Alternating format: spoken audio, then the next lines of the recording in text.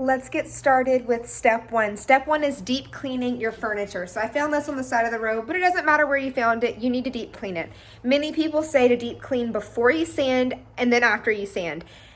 I don't really have different techniques for cleaning different types of furniture. I just use my crud cutter, which I link in my Amazon, and whatever kind of rag or cloth, you kind of play around, see what you like best. So to clean, literally, it's really, really simple. I don't have to make this complicated. You're just going to spray it and then wipe it. You want to make sure you get in those grooves as well, so you can kind of switch cloths if you need to. But as you can see, I mean, it does collect and you don't want that to be stuck in the paint. You can use crud cutter and a cloth to clean fake wood, real wood, laminate, it doesn't matter. But no matter what you do, you need to clean it first. I have skipped cleaning before sanding in some cases, and I haven't noticed a huge difference, but it can't hurt to clean before sanding. So I do clean before sanding and then after I sand, because you'll see there is sawdust everywhere in this garage. Wherever you're sanding, you're going to notice that issue.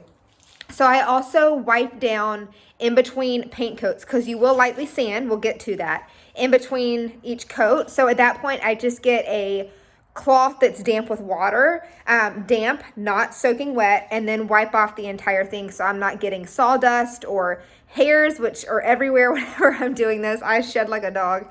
And then, you know, like any kind of fuzz or things like that. So cleaning is very, very important. You can also take out the drawers, clean in those. You can use rags, you can use a vacuum cleaner. And you can also check on my Amazon for things to clean upholstery. Even though I don't really talk about upholstery in this course, it is a great option to have one in case something ever does have a little bit of cushion, or if you want to reupholster. But that really is as simple as it gets for deep cleaning your furniture. You clean it inside and out. And if it smells bad, you want to, in my opinion, I leave it on my front porch, covered up, protected from the weather. I leave it there for up to a week and kind of do sniff checks. Some pieces are too far gone, and you can Google ways to get smells out of furniture. But for me, just leaving it in the fresh air does wonders, and then giving it a deep clean does wonders as well. All right, are you ready for step two? Let's go. Step two of flipping any piece of furniture is just to prep and get everything ready for the process. So I'm going to show you, I always take off the hinges, knobs, and handles before I start a piece of furniture. So I have this huge dresser here with me. I don't want to sand around these because it'll mess up my sander, and I don't want to paint around it because I'm going to get paint all over the place. It goes without saying, right? So when you look, most pieces are going to be laid out like this. As you can see, I have two different types of screwdrivers here. I have my flathead and then I have my Phillips head.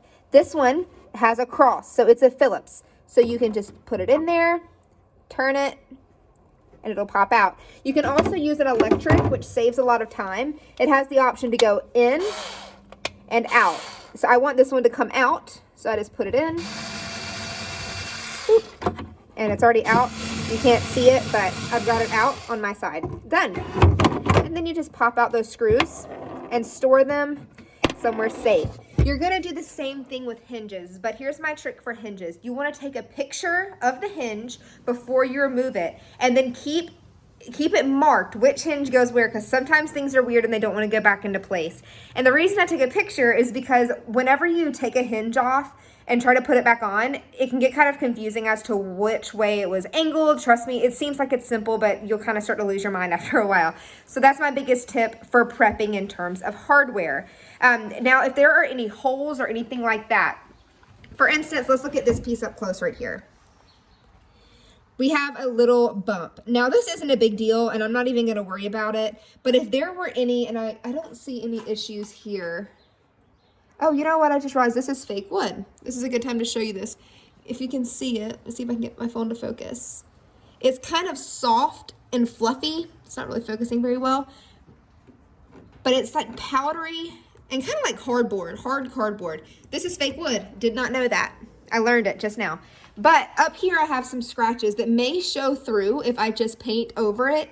So I might get wood filler, which we talked about in the last video or 2 videos ago, and put it on here, smooth it out, and then sand it. So that's another way that you're gonna need to prep pieces. Look for any cracks, any holes, anything that's gonna show through paint. And use it to fix that. Let's see if I can think of, and remember, you can always let me know if you have any questions. Check out the frequently asked questions at the end of this. But thinking of prepping, it's hard because each piece has different needs. Each piece has different things that have to come off. But I think that's honestly, you need to take off the hardware, do your deep clean, and clean again. And I think, guys, I think we are ready to paint. Are y'all excited? Let's go.